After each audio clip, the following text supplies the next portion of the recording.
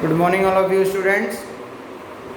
आज हमारा video number 8 है, क्लास 5th इंग्लिश मेन। इसमें हम लेसन नंबर 2 पढ़ेंगे। वीडियो नंबर 7 में हमने लेसन 1 के क्वेश्चन आंसर्स एक्सरसाइजेस बताई थी उसमें आपको। और अगर आपको डाउट हो तो आप व्हाट्सएप पर पूछ सकते हैं ग्रुप में। विलियम, चैप्टर 2 का नाम क्या है? William Tell shoot at the apple. तो जो एप्पल था उसको शूट किया था विलियम ने बताया, और ऐसे करके चैप्टर है पढ़ेंगे। अब इसमें भी पता क्या है स्टोरी। तो आपके पास अगर बुक होगी तो आपको बहुत अच्छे से समझ में आ जाएगा, क्योंकि उसमें लिखा है, देखा, जो हम पढ़ते हैं वही चीज़ दिखाई दे तो और अच्छा समझ में आता है। तो देखिएगा स्टूडेंट, यहाँ पर मैं कुछ आपको रूल्स भी बताता हूँ। जैसे मैंने लेसन 1 पढ़ाया था तो उसमें मैंने कुछ रूल्स भी बताए थे इंग्लिश के वर्ड्स को पढ़ने के, क्योंकि हम लोग प्रोनाउंसिएशन सही नहीं कर पाते हैं। एक बार जो बड़ी बड़ी स्पेलिंग होती है उनको समझ लीजिएगा कि किस तरीके से उनको तोड़कर पढ़ा जाता है। जैसे मैं यहाँ पर लिख दूँ TURE, तो ये हो गया चर। ये तो मैं आपको लास्ट का वर्ड बता रहा हूँ, रूट वर्ड जिसे कहते हैं शन। TION इसको शन कहते हैं, ठीक है, और TURE को चर कहते हैं। तो फर्स्ट, अब देखिएगा जरा इसको समझना। जैसे मैं यहाँ पर लिख देता हूँ स्ट्रक्चर, STRUCTURE, इसको पढ़ेंगे structure. Second FRAC, fracture. Third CURVATURE, curvature. Fourth, आप कुछ भी ले सकते हैं, स्ट्रक्चर हो गया, फ्रैक्चर हो गया, कर्वेचर हो गया, है ना। आप ले सकते हैं डिपार्चर। यानी कहने का मतलब ये है TURE को हम क्या पढ़ रहे हैं? चर, क्योंकि स्ट्रक्चर, फ्रैक्चर, कर्वेचर, डिपार्चर, तो ये वर्ड है जिनमें TURE का मतलब होता है चर। TION मतलब शन। जैसे अगर मैं लिखूं तो सॉल्यूशन, ये क्या हो गया यहाँ पर? TION। सेकंड अगर हम लेते हैं, ये सॉल्यूशन हो गया FUNCTION,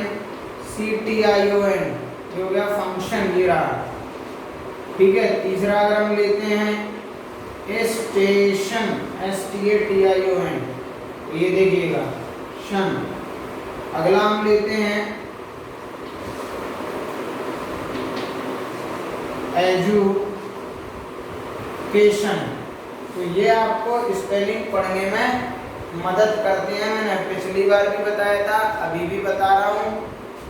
और टिपिकल्स जो वर्ड होते हैं, टिपिकल हार्ड जो पढ़ने में प्रॉब्लम देते हैं, उनको मैं पढ़ के भी बताता हूँ आपको। जब रीडिंग करता हूँ तो चैप्टर में उसमें मैं रिपीट भी करता हूँ बार बार। अगर आप घर पर रीडिंग पर डे करेंगे और 2 पेज राइटिंग लिखेंगे तो उससे रीडिंग भी अच्छी होगी और राइटिंग भी अच्छी होगी। और इन दोनों का अच्छा होना ही हमारे लिए बहुत ज़्यादा लाभदायक है। क्यों? क्योंकि हमें अगर बोर्ड एग्जाम देना है तो उसमें राइटिंग अच्छी होगी, हमारी राइटिंग के ही मार्क्स मिलते हैं, राइटिंग के भी। तो ये चीज़ें आपको समझनी है कि हमें समझना किस प्रकार है, ठीक है। ये हो गया। अगला अगर आप लेना, जैसे पॉपुलेशन है तो लास्ट में TION हो गया, है ना। पॉल्यूशन है तो TION। बहुत सारे वर्ड्स बनते हैं इसके और इसके। अब आप क्या करना, इससे 20 वर्ड्स बना लेना, इससे 20 वर्ड्स बनाना, फिर पढ़ना। थोड़ी स्पेलिंग अगर पढ़नी नहीं आती है तो उसको तोड़ तोड़ के पढ़ लेना। स्ट्रक्चर, जैसे फ्रैक्चर, कर्वेचर, डिपार्चर, है ना। इस तरीके से एजुकेशन, स्टेशन, फंक्शन, सॉल्यूशन। तो इस तरीके से आपको अगर पढ़ना हो तरीके से तो प्रैक्टिस भी करना, प्लस उसकी रीडिंग अच्छे से करना बार बार। जब तक वर्ड पढ़ना नहीं आए तब तक आप उसको ट्वाइस और थ्राइस पढ़ते रहें, ठीक है students.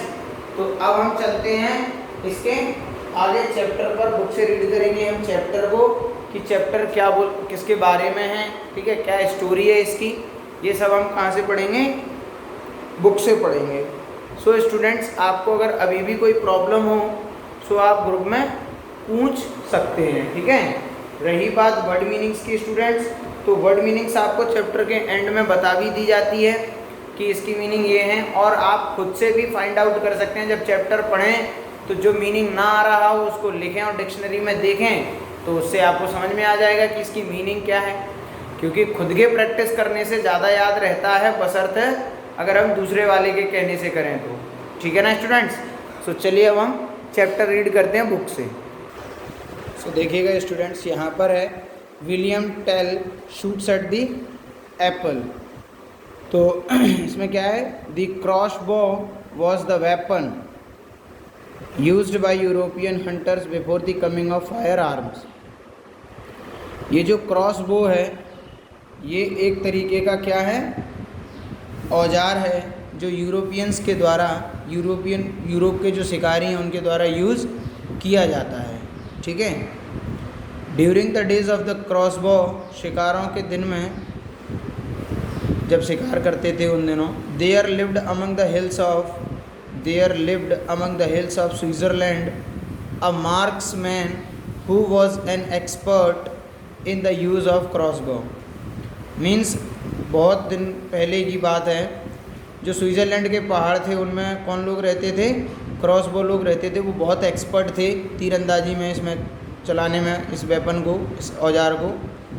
His name was William Tell, उसका नाम था विलियम टेल। अब तो स्टूडेंट समझ में आ ही गया होगा कि विलियम टेल एक मतलब ये हंटर शूट, मतलब जो वेपन था क्रॉस बो, उसका क्या था, एक्सपर्ट था, वो बहुत अच्छा ये औजार चलाता था। ठीक है।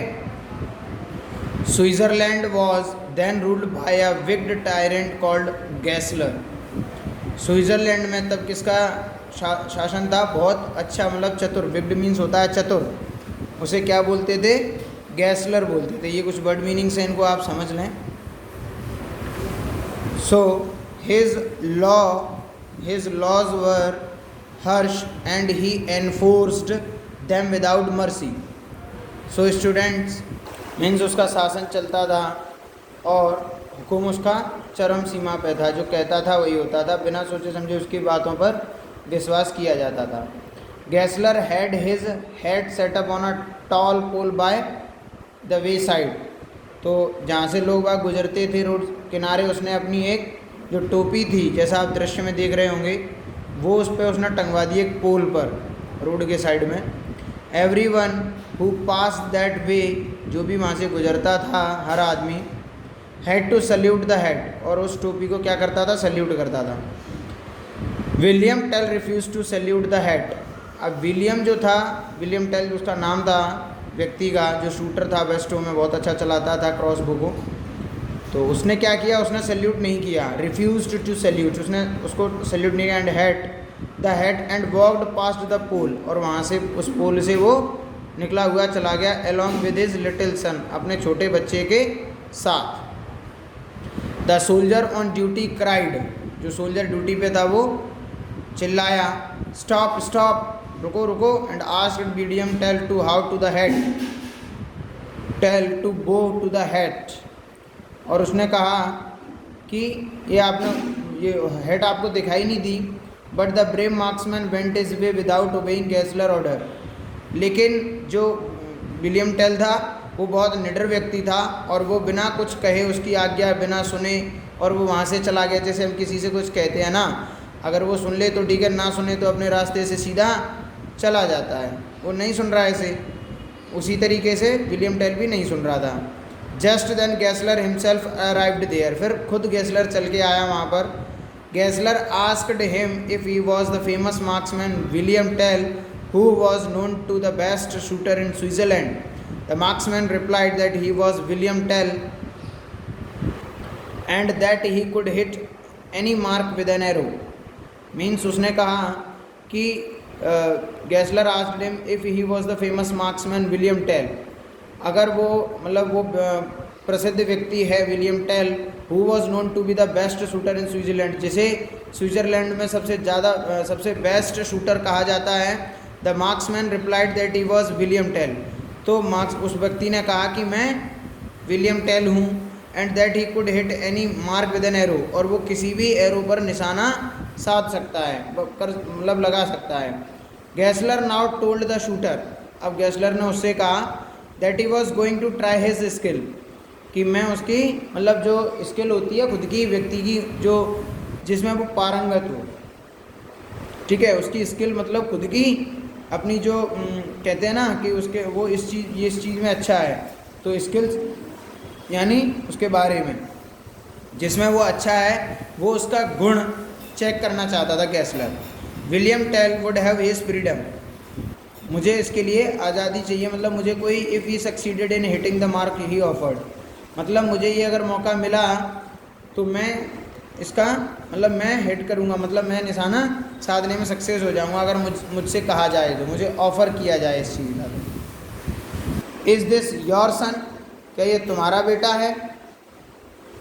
Asked Gessler pointing to the little boy, एक छोटे से बच्चे की तरफ इशारा करते हुए गैसलर ने पूछा विलियम टेल से। Gessler added that if the boy was brave he could help his father to win his freedom, वो गैसलर ने इसलिए पूछा था क्योंकि अगर ये इसका लड़का हुआ गैसलर उसका विलियम टेल का, तो इसके जो मतलब टारगेट दिया जाएगा विलियम टेल को, शायद उसको जिताने में उसकी कुछ हेल्प करेगा वो, इसलिए ही तो पूछ रहा था वो।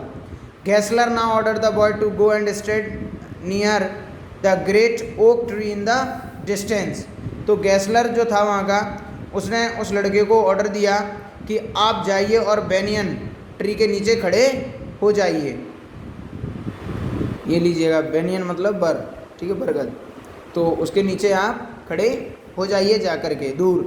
N apple would be placed on his head, ये लीजिएगा, मतलब कहने का ये जो गैसलर था वहाँ का राजा समझ सकते हो, उसने मतलब बहुत अच्छा चतुराई से गेम खेला उसने, मतलब उस लड़के को देखा तो विलियम टेल से कहा ये तुम्हारा लड़का है, तो उसने कहा उसने मतलब बताया कि हाँ is this your son, asked Gessler pointing to the little boy, the boy was brave he could help his father to win his freedom. Means Gessler ने सोचा कि अगर ये बहादुर लड़का हुआ तो ये अपने पिता की हेल्प करेगा जो मैं वर्क दूंगा उसमें जिताने में, तो उसने क्या कर दिया, उस लड़के को ले जा करके एक बरगद के पेड़ के नीचे खड़ा कर दिया और उसके सर पे एक एप्पल रख दिया, जैसा कि आप पिक में देख रहे होंगे। The father must take him, उसे अपने साथ ले, and shoot at the apple on his sunset. अब विलियम टेल का ही लड़का था वो, तो उसने बिल्कुल निशाना साध लिया और उसके सर पर एप्पल के लिए, देखिएगा कितनी कठिन उसकी अगर देखा जाए तो बहुत कठिन परीक्षा ली जा रही है विलियम टेल की राजा के द्वारा वहाँ के, क्योंकि ये स्विट्ज़रलैंड का सबसे महान निशानेबाज था और इसको बेस्टो बहुत अच्छा चलाना आता था, ठीक है। अब इसके बाद क्या बोला, even the soldiers were filled with horror when they heard Gessler order, मतलब सारे जो सिपाही थे वो एकदम डर के मारे सहम गए थे राजा का जो ऑर्डर था उससे। But the boy had great faith in his father's skill, लेकिन पुत्र को अपने पिता के जो स्किल थी, खुद का गुण, उनके जो गुण थे उस पर उन्हें मतलब उसे पूरा भरोसा था उस लड़के को अपने पिता के ऊपर। He ran to the oak tree and, sorry oak tree है बेटा, बेनियन ट्री नहीं है, oak tree in the diameters, so oak tree है, और वहाँ पर जाके he ran to the oak tree and stood with his back to it, means और वो वहाँ जा कर के खड़ा हो गया उससे पीठ लगा करके अपनी। एन एप्पल वॉज ब्रॉट, एक सेब लाया गया, and placed on his head, और उसके सर पर रखा गया। William Tell never missed his mark, मतलब उसने बिल्कुल भी देरी नहीं की अपने निशाने के लिए। But he was filled with great concern for his dear son, लेकिन पिता के अंदर पुत्र के लिए थोड़ी बहुत तो अंदर आप खुद समझते हो कि कहीं अगर ऐसा हुआ तो इसलिए उसके अंदर थोड़ा सा वो था। However he had immense faith in himself, लेकिन उसे अपने ऊपर पूरा पूरा भरोसा था। Slowly and steadily he took aim and sent the arrow meanwhile, धीरे धीरे वो अपने मतलब उसने लिया और उसने तीर चलाया मीन वाइल, ठीक है। He had kept another arrow ready in his belt, मतलब सेकंड जो एरो था उसके पास तीर था वो उसकी बेल्ट में लगा हुआ था। अब क्या किया उसने, he had immense faith in himself, slowly and slowly he took aim and sent the arrow meanwhile. If he was an excellent shot, it was an excellent shot, यानी ये बहुत अच्छा शॉट रहा, excellent. The arrow pierced the apple, ये लीजिएगा, arrow ने क्या कर दिया और उसको बिल्कुल जा कर के वो एप्पल में ही लगा। The brave boy still smiling, मतलब वो जो लड़का था वो हंस रहा था। ran to his father who lifted him and embraced him with tears of joy flowing down his cheeks। मतलब पिता बहुत खुश हुआ, उसने देखा पुत्र भी खुश हो रहा है तो उसको बहुत अपने पिता के ऊपर प्रेम आया और उसने जाकर के पिता से मतलब लिपट गया वो बहुत खुशी के मारे कि मेरे पिताजी ने निशाना सही लगाया। The brave marksman fearlessly explained, मतलब बिना डर के उस विलियम टेल ने बताया that if anything had happen, अगर कुछ होता टू हिज लिटिल सन, अगर उसके लड़के को, the second arrow was to pierce the heartless bosom of Gessler, मतलब दूसरा जो तीर था वो सीधा जाकर के उसके दिल में लगता, किसके, गैसलर के, उस राजा के। ठीक है बेटा, सो इस वीडियो में इतना ही। नेक्स्ट वीडियो में हम इससे आगे पढ़ेंगे, आप लोग इसको रीड कर लीजिएगा और अच्छे से। ठीक है, एक एक स्पेलिंग्स बोल बोल करके मैंने पढ़ा है, आप अच्छे से पढ़ेंगे तो और अच्छे से समझ में आ जाएगा। इसके आगे मैं नेक्स्ट वीडियो में पढ़ाऊँगा। तब तक थैंक यू बेटा।